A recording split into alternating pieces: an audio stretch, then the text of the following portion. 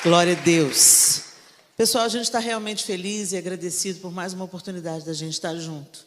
Se tem uma coisa que a gente aprendeu nessa pandemia, é valorizar cada oportunidade. A gente sempre teve a pretensão de poder planejar o próximo passo. A gente sempre acreditou que é possível planejar o próximo passo. Sim, o coração do homem faz planos, mas a resposta vem do Senhor. E se está aí uma coisa que a gente aprendeu nessa pandemia é que basta cada dia o seu mal. A gente não sabe o dia de amanhã, a gente não sabe o que vai acontecer daqui a algumas horas. Por isso nós devemos valorizar cada oportunidade que o Senhor nos dá, de estarmos juntos, de exercitarmos a comunhão. A gente não sabe realmente o que vai nos acontecer, então nós temos que aproveitar as oportunidades e estar juntos aqui é um desses presentes, dessas oportunidades que nos levam à gratidão de poder servir vocês. Vamos ver o que Deus quer falar com a gente nessa noite? Abra sua Bíblia comigo em Lucas, o Evangelho segundo Lucas, capítulo 9, a partir do verso 51.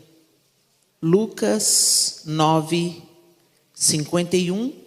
Eu vou usar a versão NVI, a nova versão internacional. O texto diz assim: aproximando-se o tempo em que seria elevado aos céus, Jesus partiu resolutamente em direção a Jerusalém e enviou mensageiros à frente.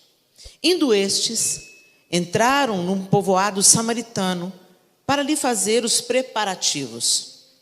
Mas o povo dali não o recebeu, porque se notava que ele se dirigia para Jerusalém. Ao verem isso, os discípulos Tiago e João perguntaram: Senhor, queres que façamos cair fogo do céu para destruí-los? Mas Jesus, voltando-se, os repreendeu, dizendo: vocês não sabem de que espécie de espírito vocês são. Pois o Filho do Homem não veio para destruir a vida dos homens, mas para salvá-los. E foram para outro povoado. Esse episódio na ida de Jesus, para Jerusalém, e o desejo do coração de Tiago e João, quando viram uma oposição do povo samaritano a Jesus, o que eles desejaram? Que caísse fogo do céu e consumisse os samaritanos. Os samaritanos não se davam com os israelitas. Eles tinham um grande problema, uma velha rixa, e a indisposição que eles tinham uns com os outros era tão conhecida que um judeu, se ele comesse ou bebesse no prato que havia sido usado por um samaritano, ele era considerado cerimonialmente imundo. Por aí vocês têm uma ideia do que aconteceu naquela conversa de Jesus com a mulher do poço em Samaria. Ele estava pedindo não apenas para beber da água do poço, mas para beber da cuia da mulher. Porque ele não tinha. Ela vira para ele e fala: mas como é que você pede água para mim? Você não tem com que tirar? Quer dizer, para ela era tão absurdo ele estar falando com ela, mas muito mais absurdo é ele querer beber da vasilha dela. Porque ele, sendo judeu, ele não poderia pegar da vasilha da samaritana e beber da vasilha dela, senão ele ficaria cerimonialmente imundo por uns dias. A gente também vê Jesus ilustrando o que é o amor ao próximo através daquela parábola do bom samaritano. Você lembra da parábola do bom samaritano? Passa um sacerdote, vê o samaritano no chão, continua a jornada, passa de largo.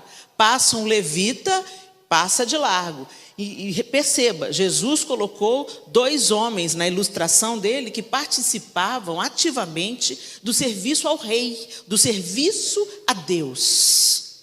E Jesus foi intencional nisso. Então ele está querendo dizer, não interessa se você é um sacerdote, não interessa se você é um levita, não interessa o seu serviço a Deus se você não é capaz de se compadecer de alguém que está necessitando da sua ajuda, independente do que essa pessoa acredite ou que tipo de vida que ela leve. E o que está acontecendo, gente? A gente está vivendo um tempo do cristianismo que nunca foi tão necessário se cristianizar cristãos. Por que, Helena, cristianizar cristãos? Porque simplesmente nós abandonamos o modelo original. Nós abandonamos o modelo de Jesus. E nesse mesmo capítulo, se você voltar lá, o capítulo 9, é tão interessante que a primeira parte ele envia os 12, depois a primeira multiplicação de pães.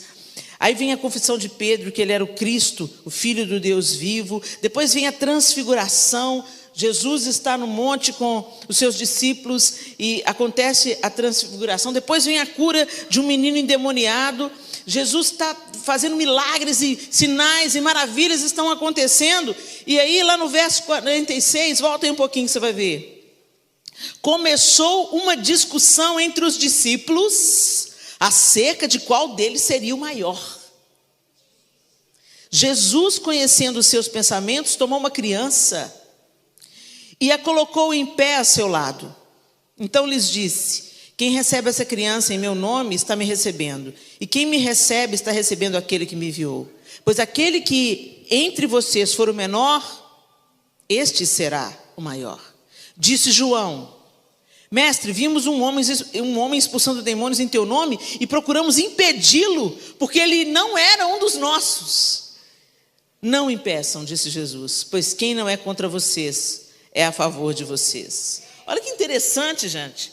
Logo ali, antes desse episódio da oposição samaritana, Jesus está fazendo milagres, Jesus está fazendo maravilhas, mas no verso 46 começou uma discussão entre os discípulos acerca de qual deles seria o maior. Sério. Nessas alturas do campeonato, Jesus estava já indo em direção ao seu sacrifício. Nessas alturas do campeonato, esses discípulos já tinham que ter entendido que não é sobre quem é maior e quem é menor. Esses discípulos deviam ter entendido isso, mas Jesus precisava de enfatizar. Então você vai se lembrar de um tempo, quando ele entra em Jerusalém, já está prestes a ser sacrificado, e ele então faz o lava-pés. Vocês lembram dessa oportunidade? Jesus estava nos últimos momentos de vida dele. E o que ele faz? Ele se cinge de uma toalha, toma uma bacia e toma o lugar do escravo mais ralé na hierarquia dos empregados e lava os pés dos discípulos. Era algo tão absurdo que Pedro falou assim: de maneira nenhuma você vai lavar meu pé. E Jesus falou: se eu não te lavar o pé, você não tem parte comigo. Então entenda o que eu estou querendo dizer, gente. É tempo de nós revisitarmos as nossas raízes. Será que a gente é cristão de frequentar a igreja, de falar a paz do Senhor? Ou a gente é cristão porque a gente se parece com Jesus? Será que o Espírito Santo de Deus que nos foi outorgado, será que ele está tendo espaço dentro de nós para forjar em nós Jesus Cristo? Gente, o Espírito Santo, ele não foi nos deixado apenas para a gente ficar no reteté, não. Para a gente ficar nas ondas de prazer que o Espírito Santo e a manifestação do Espírito nos traz, não. O Espírito Santo, essencialmente, ele veio para convencer o mundo da justiça, do pecado e do juízo. O Espírito Santo veio para revelar Cristo à humanidade perdida. Então, quando você crê e você pensa assim: uau, eu criei em Jesus. Gente, não é sobre o seu intelecto. Não é sobre a sua capacidade de crer em Jesus. Você só crê em Jesus Cristo porque o Espírito Santo te revelou. E Jesus fala isso para Pedro: não foi carne e nem sangue que te revelou isso. Quando ele fala: o Senhor é Cristo, o Filho do Deus vivo, Jesus fala para ele: não foi carne e sangue que te revelou isso não, Pedro. E eu estou aqui para te dizer: você está achando que você é tão especial porque, afinal de contas, você entendeu com o seu intelecto como você precisava de Deus, e agora você é superior aos outros que estão lá fora ainda sem entender, porque você entendeu. Não, gente, foi graça e misericórdia de Deus que fez o Espírito Santo apresentar Jesus a você. Só que a obra dele não para por aí. A obra do Espírito Santo é formar homens e mulheres parecidos com Cristo. O apóstolo Paulo, ele está orando, se eu não estou enganado, pela igreja na Galácia, na sua carta aos Gálatas, se eu não estou enganada, ele diz: eu estou orando até que Cristo seja forjado em vocês. E nós estamos nessa jornada humana para que Cristo seja forjado em nós. A gente não consegue isso com o nosso esforço, não, gente. A gente consegue isso com a nossa rendição. A gente consegue isso com a nossa dependência. E a gente é muito bom em fazer as coisas pela nossa própria força. Mas elas não duram. A gente é muito bom em construir castelos de cartas. Mas qualquer soprinho joga tudo no chão. Nosso relacionamento com Deus, Jesus vem e Ele abre um caminho de relacionamento. O homem não podia se relacionar com Deus, a não ser através de sacrifícios. E isso era exclusivo de um povo único, o povo que Deus havia elegido para si. Mas quando Jesus vem, Ele abre um novo vivo caminho e transborda. O Messias não veio só para o povo judeu, Ele veio para toda a humanidade. Porque Deus amou o mundo de tal maneira que deu o seu Filho unigênito para que todo aquele que nele crê não pereça, mas tenha a vida eterna. E na jornada que a gente começa a traçar, a caminhar, a percorrer, a jornada da vida eterna, ela começa agora. A vida abundante, ela não vai acontecer só depois da nossa morte, só depois do porvir, só depois da ressurreição da igreja. Não, gente. A vida abundante, ela começa a se manifestar aqui e agora. E nós vivemos hoje com uma antecipação daquilo que aguardamos. Nós aguardamos a manifestação do reino de justiça, que homem nenhum vai poder estabelecer nessa terra declinada, caída, ruindo. Nós estamos num mundo ruindo. E não é possível que você não tenha percebido isso ainda. E nesse mundo em ruínas, o Senhor te chamou para ser luz. E o Senhor te chamou para ser sal. E o sal, gente, ele muda o sabor das coisas. E mudar o sabor das coisas não se trata de uma habilidade ou de um carisma particular. Você pode até com seu carisma encantar muita gente. Mas quem faz uma pessoa mudar de vida, mudar de direção, é a manifestação de Deus através da sua vida. Ele nos convida: quem quiser vir após mim, negue-se a si mesmo, tome a sua cruz e siga-me. Mas a gente quer seguir Jesus sem negar a nós mesmos. Nós não abrimos mão de prazeres pequenos, efêmeros. Nós não queremos abrir mão da nossa miserável existência com coisinhas que impedem literalmente Cristo ser formado em nós. A gente não quer abrir mão das nossas pequenas preferências. A promessa do Senhor é que nós faríamos as coisas que Ele faz e outras coisas maiores nós faríamos. Qual foi a última vez que a gente ressuscitou um morto, gente? Certamente o Senhor não falhou na sua promessa, mas nós falhamos. Porque nós nos envolvimos tanto com o encantamento dessa terra. Quando os portugueses chegaram no Brasil, eles perceberam que era uma terra abundante, rica, ouro, metais preciosos, pau-brasil, muitas possibilidades de riquezas. O que eles fizeram com os nativos? Apresentaram para eles espelhos. Espelhos. E os índios ficaram encantados, porque os nativos nunca tinham visto daquela forma o próprio reflexo. Não daquela forma. Você troca ouro por espelho? Você troca madeira de lei por espelho? Espelho não é baratinho pra caramba, gente? E certamente desde aquela época era, porque senão os portugueses não dariam. Então o que acontece com isso? Desde que o mundo é mundo, o homem gosta de si mesmo. O homem se encanta consigo mesmo. O homem se encanta com o seu próprio reflexo. E aí as riquezas vão sendo levadas. E não é diferente no reino de Deus. Satanás te prende com os encantos dessa terra tão efêmeros, tão pequenos, tão passageiros. A gente fica... eu comprei uma bolsa da Michael Kors. A gente dá a vida para ter alguma coisa a mais.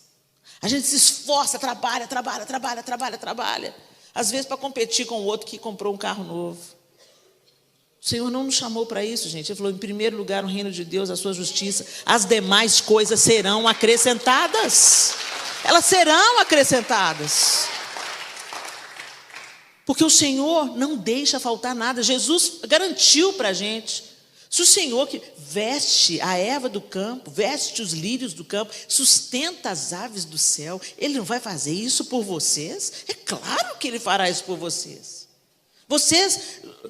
Gente, a promessa bíblica é: se quiserdes e me ouvirdes, comereis o melhor dessa terra.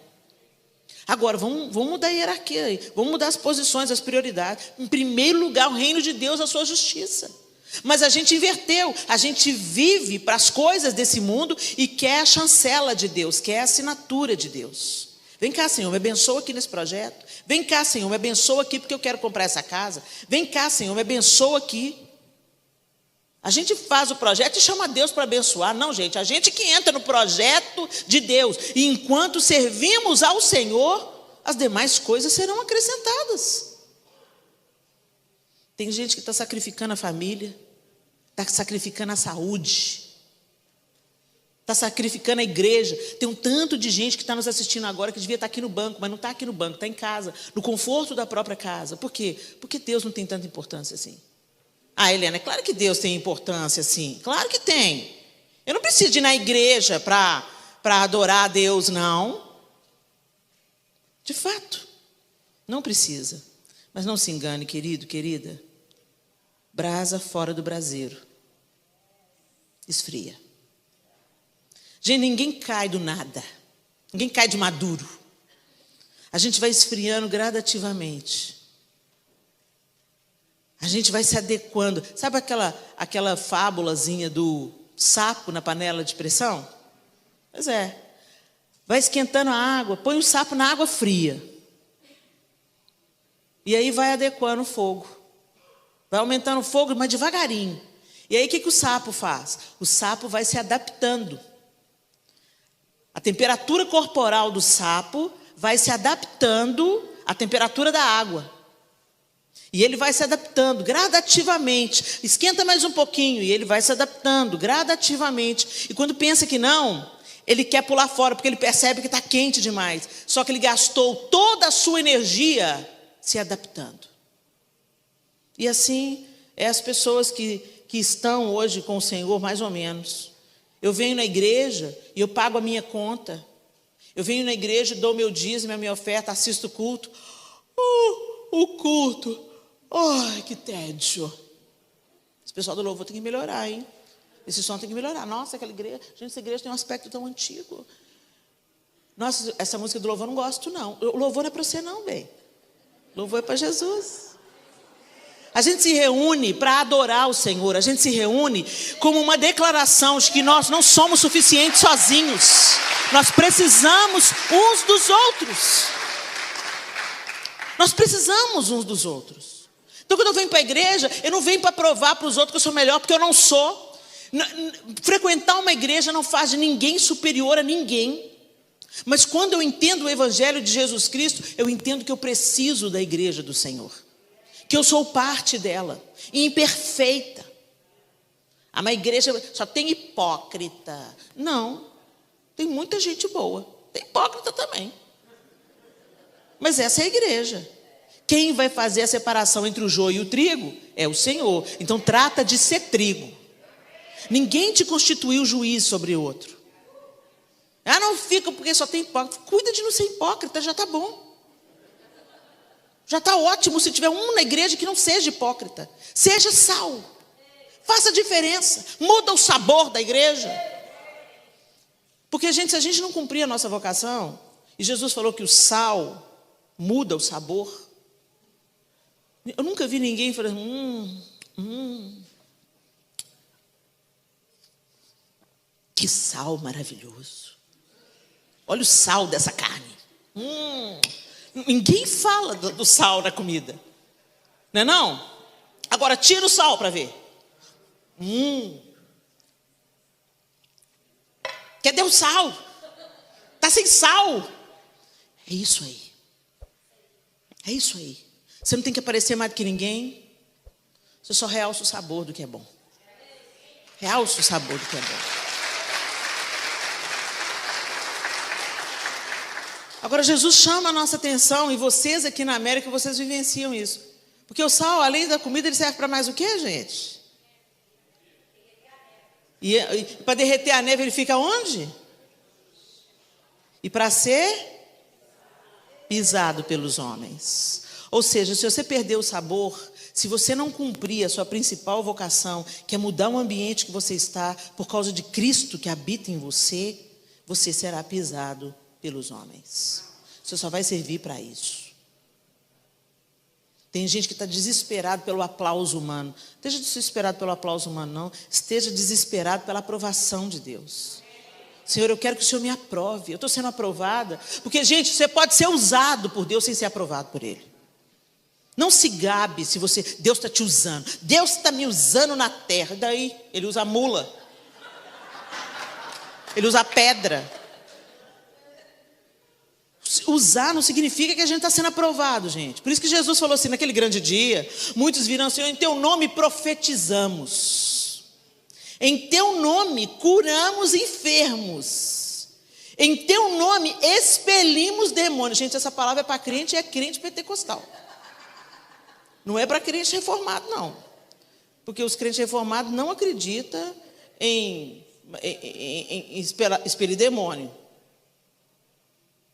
Profetizar. Isso é para crente pentecostal, né? Pentecostal ou associados. Ou seja, é nós. Você já parou para pensar nisso? Você acha que essa palavra está na Bíblia para encher espaço? Esses discípulos estavam andando com Jesus. E cá entre nós, gente, Tiago e João. João era o docinho da turma. João era o apegado a Jesus, o discípulo que Jesus amava. Eu gosto de Edmeia, que ela falou assim, eu também, se eu fosse escrever um evangelho, ia falar a neguinha que Jesus amava. Você note que só o livro de João, só o evangelho de João é que fala que é o discípulo amado. Lógico, ele está falando dele mesmo. Mas João era muito próximo a Jesus. Sempre que Jesus reunia uma turma pequena entre os discípulos, João estava no meio. E recostava a cabeça no peito de Jesus. Ô, fofinho, João. Mandando cair, querendo. Deixa comigo, mestre. Deixa comigo. Eu posso invocar fogo do céu? Mata, queima, destrói. Será que a gente não está assim, gente? Pedro, daí a pouco eles subiram, entraram em Jerusalém. Jesus lava os pés deles, eles vão para o Getsemane. Lembra da história? Foram para o Getsemane. Jesus está ali chorando sangue, porque está para ser... suando sangue, porque está para ser sacrificado. Os discípulos tudo cochilando. Aí brota a galera do sumo sacerdote para prender Jesus. Aí vem. O que Pedro faz? Arranca a orelha de Malco. 3 anos andando com Jesus, Pedro armado. Pedro estava armado. João mandando cair fogo do céu. João, Tiago, os filhos do trovão, né?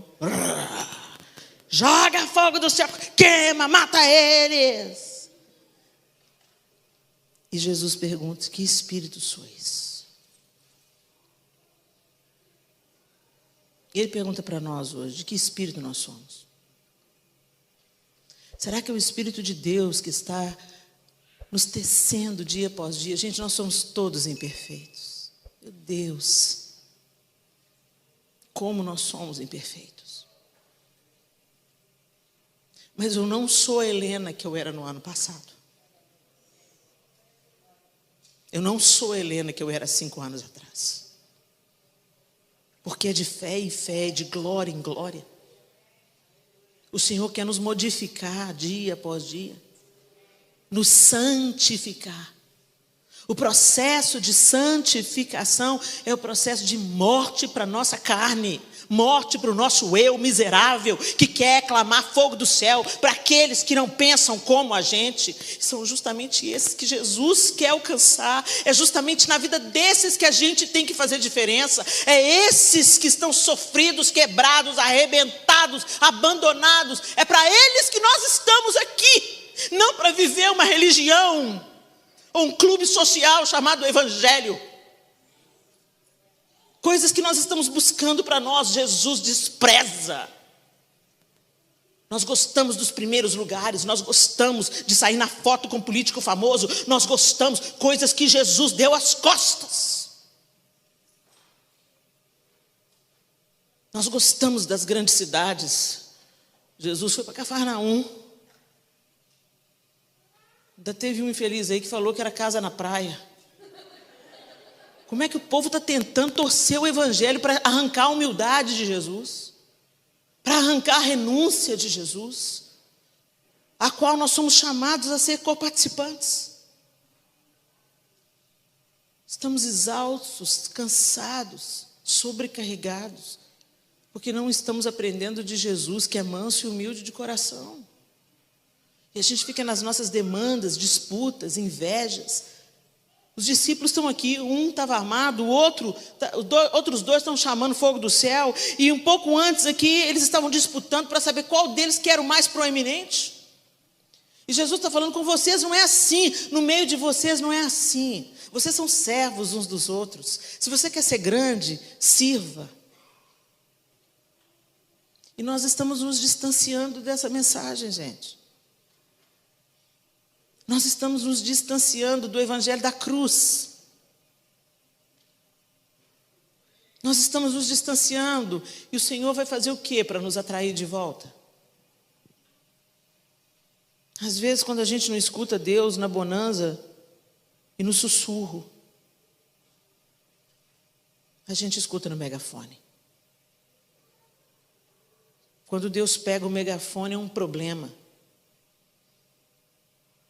Uma perda, uma doença. Os megafones de Deus ao longo da vida. Deus nunca permite uma situação adversa na nossa vida sem um propósito.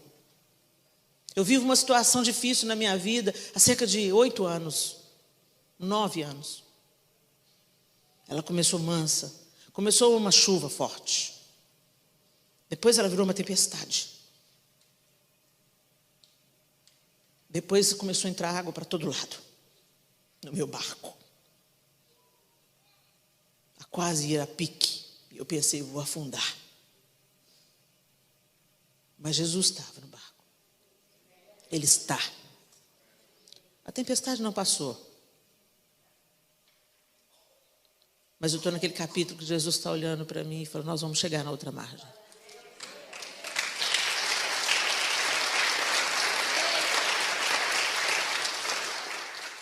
Agora eu posso te dizer, eu posso testemunhar com a minha vida, nesse tempo de tempestade, como o Senhor tem me ensinado. Como Ele abaixou meu topete. Como Ele me ensinou que eu não tenho que me orgulhar de absolutamente nada, que tudo que eu recebo é graça. Teve uma vez, há uns anos atrás, que uma pessoa que eu gosto muito viajou com o João e um dos nossos filhos, o Miguel. O Miguel, na época, devia ter uns 12 anos de idade. Ele era bem menor, era um menino ainda. E o Robinho, que é esse amigo, falou assim, Helena, você e o João estão fazendo um ótimo trabalho. Que menino doce que é o Miguel, que menino especial que é o Miguel, que menino articulado, atento à necessidade do outro. Meu coração se encheu de vaidade. Eu estou fazendo um bom trabalho.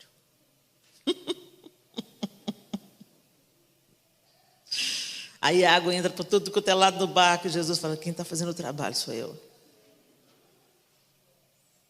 Você é meu instrumento, Helena, seja fiel. Mas tudo que você recebe é graça e misericórdia todos os dias. Gente, nós não temos a capacidade de salvar a nós mesmos. Senão Jesus não precisaria de encarnar. Tentando acertar, a gente erra. Tentando fazer o bem, a gente faz o mal. Aí a gente entende a oração do apóstolo Paulo. O bem que eu quero, não faço, mas o mal que eu não quero, é esse que eu faço. Como a gente é igual, a gente é assim. Por isso que a gente precisa de se aproximar de Jesus. A gente precisa de colar em Jesus. A gente precisa de depender de Jesus. Gente, quem depende solicita o tempo inteiro. E tem crente que está vivendo a vida sem oração. Deixa eu te falar, meus queridos irmãos, se você está vivendo um cristianismo sem oração, o diabo está te enganando. Você não está vivendo um relacionamento com Deus. Porque não tem relacionamento sem conversa. Quando eu falo para um crente assim, você vai ter que orar para o resto da sua vida. Eles me olham como se eu estivesse sentenciando a morte. Você vai ter, você virou mãe, que benção, que gracinha esse bebê, oh Jesus, vai orar para o resto da vida. Aí ela fala assim, misericórdia. Como misericórdia? Você se tornou agora a tutora de oração de um ser humano, você precisa de orar para esse menino. Você pensa que vai até os 18 anos? Não vai não. Você vai morrer orando pelos seus filhos. E aí a pessoa fica assustada. Sério? Parece que eu estou colocando um fardo. Vou ter que orar o resto da vida? Gente, eu sou casada com o João há 32 anos. Tudo eu quero conversar com ele. É para ele que eu quero contar as primeiras novidades. É com ele que eu quero dividir os fardos. É para ele que eu quero contar as minhas vitórias. É para ele que eu quero confessar os meus pecados. Sim, o João, além de ser meu marido, ele escuta os meus pecados. Tem dia que literalmente eu falo, eu preciso te confessar. Porque a Bíblia fala para a gente confessar os nossos pecados, as nossas faltas uns aos outros para a gente ser curado. João, senta aí que eu vou confessar pecado. E é aquele cara que me escuta, depois estende a mão, ora por mim, me abençoa. Me ajuda às vezes a falar com Deus. Me perdoa, Senhor. Isso é relacionamento. Jesus veio, não foi para fundar uma religião, não. Jesus veio para religar um relacionamento que estava quebrado pelo pecado. Ele veio fazer reconciliação. E na reconciliação, a gente faz as pazes com Deus. E se estamos em paz com Deus, conversamos com Ele, contamos para Ele. E não é aquela oraçãozinha rebuscada que você faz assim, ó, amantíssimo Deus, eterno Pai, em cuja presença, Senhor, nos encontramos. Você acha que você impressiona Deus com a sua oração rebuscada? Deus conhece seu coração peludo, você tendo inveja do outro, você cobiçando a outra. Você acha que você engana Deus? Não engana, a gente não engana Deus, mas a gente tenta, ou a gente pensa que a gente engana. O Senhor não despreza um coração quebrantado, contrito, rasga o coração. Senhor, olha, põe as duas mãos em mim, senão eu vou dar voadora em alguém. Me impeça aqui, Senhor, porque hoje eu estou com o meu coração peludo, Jesus. Estou com um ódio, agarrei um ódio, Jesus. E eu não sou desse espírito do ódio. Eu sou do Espírito Santo, do amor. Vem cá, Espírito Santo, me transforma em semelhança de Jesus. Porque tem muita gente para ser tirada do inferno, gente. Tem gente que está quebrada, com a vida destruída. Mas quando ela olha para os cristãos, elas veem a última pessoa que elas querem partilhar a dor na vida. Por quê? É aquele povo que tem o rei na barriga. É aquele povo que tem o nariz empinado. É aquele povo que acha que é melhor do que todo mundo. É aquele povo que acha que é mais limpinho. Não, gente. A gente é tudo igual, a graça nos nivela. A diferença é que a gente entendeu que há perdão, há reconciliação, e a gente agora caminha no caminho contrário da maioria. A maioria está indo para a porta larga, e a gente está buscando a porta estreita. Ou não, né, gente? Tem os crentes da porta larga também.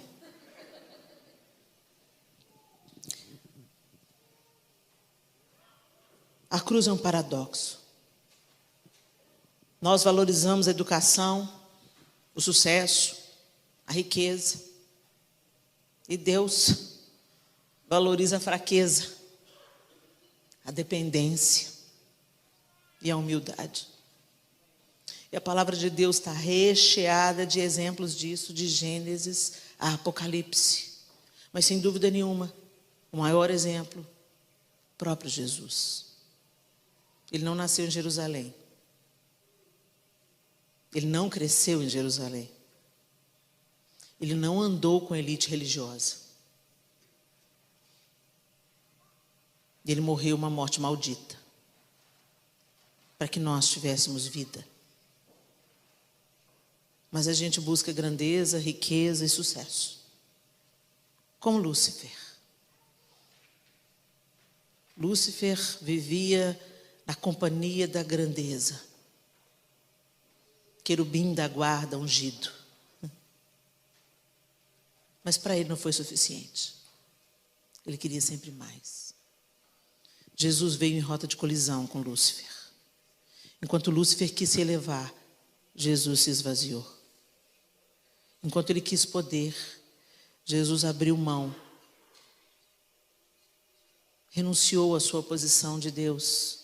Não julgou como usurpação o ser igual a Deus, antes a si mesmo se esvaziou, assumindo a forma de servo. De que espírito sois? Helena, a gente queria uma palavra mais levinha. Uma palavra que a gente saísse mais alegre do culto. A verdadeira felicidade consiste em fazer a vontade de Deus.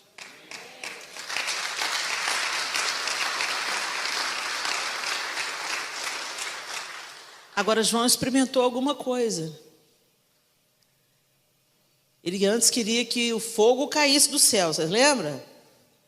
Mas lá em 1 João 2, de 3 a 11, ele diz assim: sabemos que o conhecemos, se obedecemos aos seus mandamentos.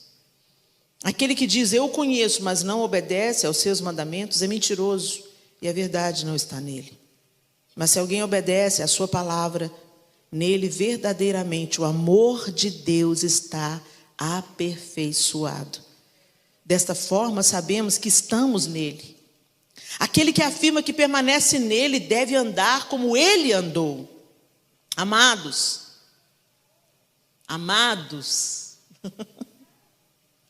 não escrevo a vocês um mandamento novo, mas um mandamento antigo que vocês têm desde o princípio, a mensagem que ouviram. No entanto, o que escrevo é um mandamento novo, o qual é verdadeiro nele e em vocês, pois as trevas estão se dissipando e já brilha a verdadeira luz. Quem afirma estar na luz, mas odeia seu irmão, continua nas trevas. Quem ama seu irmão permanece na luz, e nele não há causa de tropeço. Mas quem odeia seu irmão está nas trevas e anda nas trevas, não sabe para onde vai, porque as trevas o cegaram. Bendito seja Deus, a luz brilhou para João. Alguma coisa aconteceu, e bastante coisa aconteceu. Jesus morreu, ressuscitou, os discípulos foram revestidos do poder do Espírito Santo. E João entendeu que não era para invocar fogo do céu, mas que a maneira que nós amamos a Deus é obedecendo aos seus mandamentos. E o mandamento dele, como eu vos amei, que vos ameis uns aos outros.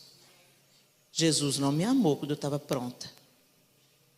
Jesus não me amou quando eu já entendia e correspondia ao seu amor. Jesus não me amou quando eu buscava santidade. Jesus me amou quebrada, imunda, traumatizada. Jesus me amou antes que eu tivesse condição de amá-lo. Por isso que o próprio João diz, nós o amamos porque ele nos amou primeiro. E aí nele nós somos capacitados a amar. E amar não é alisar o outro, não. Amar não é dizer só o que o outro quer ouvir. Amar é compartilhar a vida com o outro. Amar é enxergar como Jesus enxergava. É ver alguém quebrado e querer dar suporte para essa pessoa, para ela pelo menos continuar andando e buscando. Nós estamos tão envolvidos em julgar o pecado dos outros. Jesus não mandou ninguém cuidar da vida alheia, do pecado do outro. Isso é pecado, isso não é pecado. Isso pode, isso não pode. Vai combater o seu pecado. Depois que você conseguir vencer todos os seus pecados, aí você pode cuidar do pecado alheio. Ou seja, nunca. Nós estamos no caminho, gente. E a gente encontrou o amor, e o amor tem nos transformado desde então. E é essa mensagem que nós queremos compartilhar. Amém? Feche os seus olhos.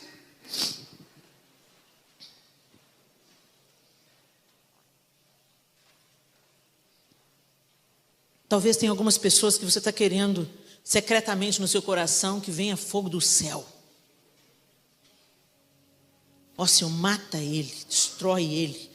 Eu vou contar uma coisa, lá no Brasil a coisa está difícil, hein? Está difícil lá. E às vezes você vê a injustiça diante dos seus olhos e o mal sendo tomado como bem. E você tem vontade de desejar que fogo caia do céu. Mas o nosso desejo seja que salvação venha do céu. A mesma salvação que cegou Paulo no caminho para Damasco.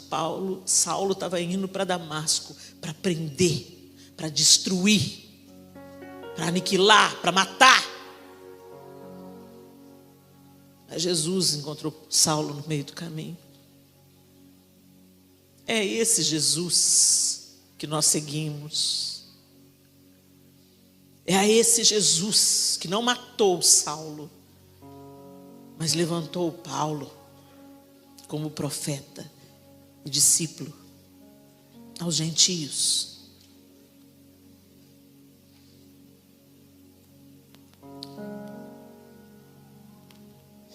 Nosso coração é vingativo.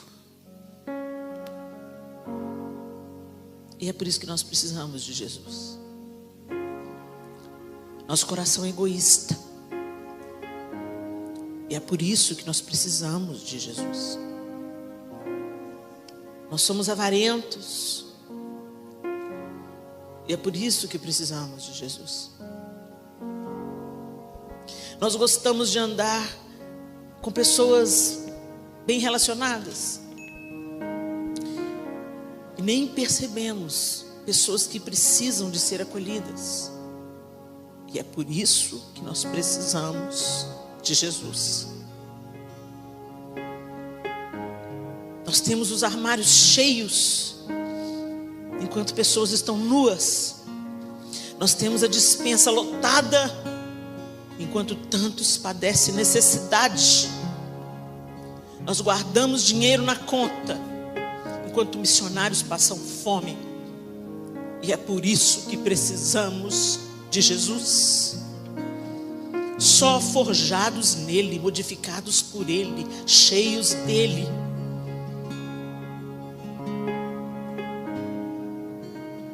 É que o nosso propósito será de fato cumprido. Aí sim seremos cristãos. Nós não nos tornamos cristãos por frequentarmos uma igreja cristã. Nós não nos tornamos cristãos por carregarmos mensagens cristãs nas camisetas. Cantarmos músicas cristãs não faz de nós cristãos.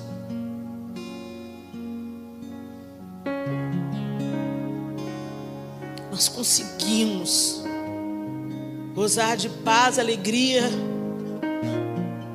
enquanto pessoas estão perdendo tudo que tem na Ucrânia. Nenhuma oração a gente ora por aquele povo. E é por isso que nós precisamos de Jesus. Eu sou a videira verdadeira e vocês são os ramos. Se vocês estiverem em mim e eu estiver em vocês, vocês darão muito fruto. Porque sem mim nada podeis fazer. Oh Jesus,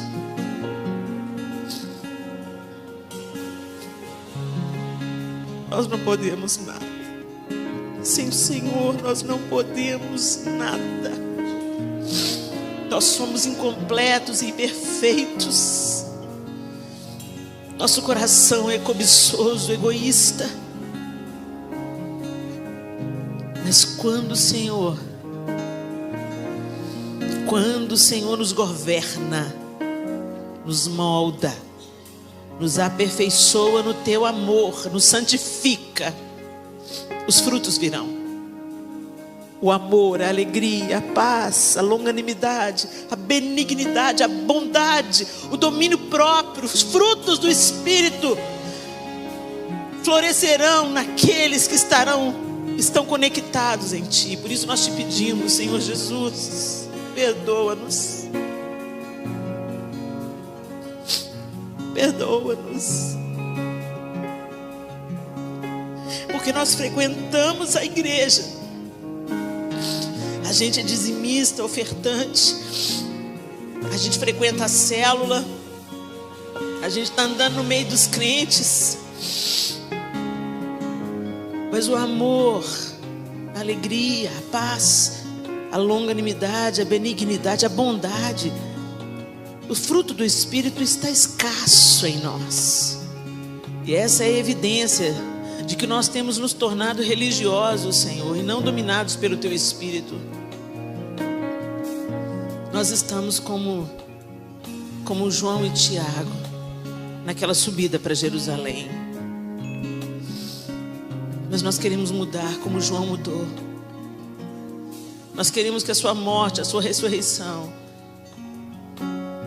e o Teu Espírito Santo em nós mudem de fato a nossa trajetória, como mudou a desses homens. Oh Jesus, faz essa obra em nós. Trabalha em nós, Espírito Santo de Deus, convence-nos daquilo que nós precisamos ser convencidos, daquilo que nós precisamos abandonar, daqueles que nós precisamos perdoar, da segunda milha que nós precisamos caminhar. Nos convence, Espírito Santo, onde nós podemos servir e ajudar.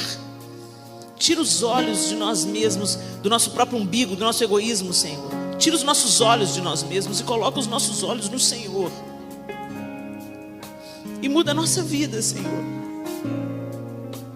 Que a partir desse dia, desse domingo, que o Teu Espírito Santo tenha mais e mais e mais e mais espaço em cada um de nós aqui, para trabalhar, para santificar, para aperfeiçoar, de fé em fé, de glória em glória, até aquele grande dia, Senhor, onde nós te veremos. E aí sim, seremos como o Senhor é. Mas até lá, que a cada dia, sejamos santificados, aperfeiçoados, que o nosso coração se dilate em amor pelo próximo, independente de quem esse próximo seja. E nós sabemos que a gente não pode fazer isso por nós mesmos, mas o Senhor pode fazer isso em nós. Cristo em nós, a esperança da glória. Por isso nós te pedimos, Jesus, que a Tua seiva nos nutra, que os Teus frutos venham para a glória do Teu próprio nome, para a expansão do Teu reino sobre a terra, e para que muitos que precisam ser alcançados pelo Teu amor